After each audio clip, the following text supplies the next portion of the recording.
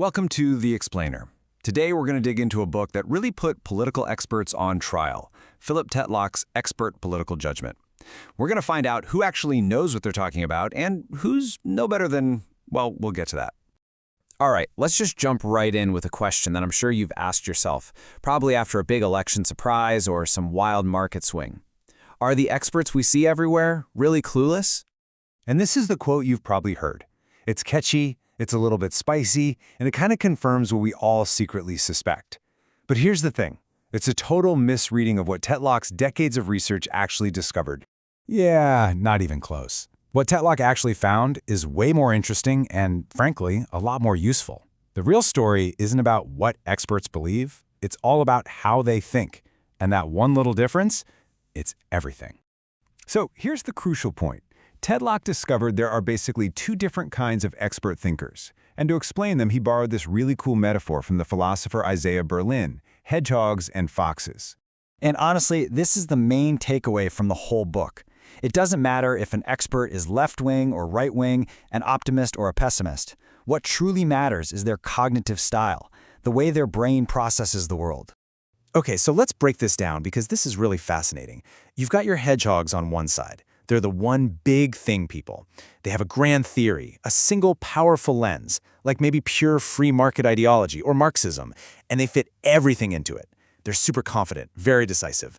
Then you have the foxes. They know many little things. They're more scrappy, pulling ideas from all over the place. They're okay with things being messy and contradictory, and they tend to be way more cautious and self-critical. So, you might be wondering, how in the world did he figure this all out? Well, he didn't just, send out a survey. He ran one of the most incredible experiments on expert thinking ever done, a massive forecasting tournament that lasted for 20 years. I mean, look at these numbers. He got almost 300 actual experts, academics, economists, policy advisors, and had them make tens of thousands of specific real-world predictions. We're talking about everything from, will this country's GDP grow, to what's the chance of that conflict escalating? And here's the clever part.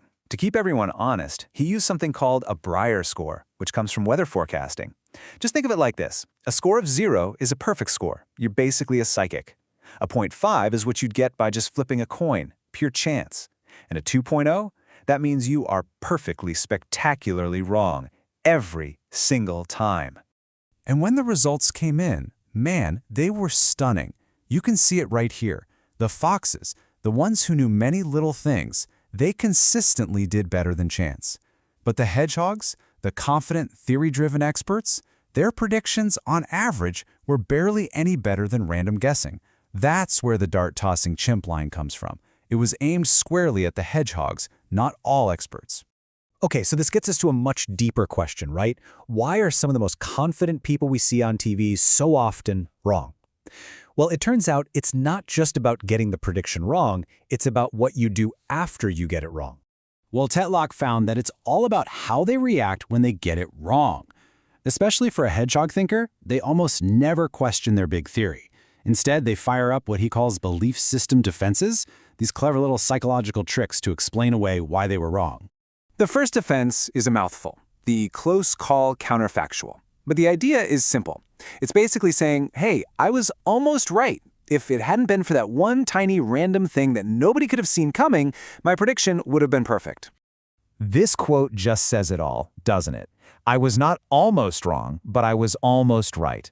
It's this incredible mental gymnastics to protect the theory even when the facts on the ground say otherwise.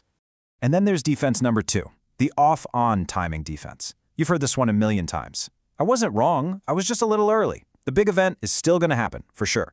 You just have to wait a little longer. But the foxes, they operate on a whole different level. It's not about defending a theory. It's about learning. They're curious, they're open-minded, they are totally fine holding two conflicting ideas in their head at the same time. And most importantly, they are willing to change their minds when new evidence comes along. It's a mindset that's built on a foundation of humility. So all of this leads to a really big practical question. If we actually know what good judgment looks like, can we build a better system, a public debate that actually rewards the people who are right instead of just the people who are loud? Well, Tetlock thinks we can. And his answer is this idea of forecasting tournaments. Just imagine a world where pundits couldn't get away with vague words like might or could happen. Instead, they'd have to put a number on it, a real probability, and then we'd keep score. We'd track their accuracy over time. The whole point is to reward people for being right, not just for having a good soundbite. And this is such a powerful idea. Tetlock is basically saying that someday our great-grandkids might look back on our current cable news shouting matches and just shake their heads, wondering how we ever took any of it seriously. And to be clear, the goal here isn't to silence people, it's about changing the rules of the game.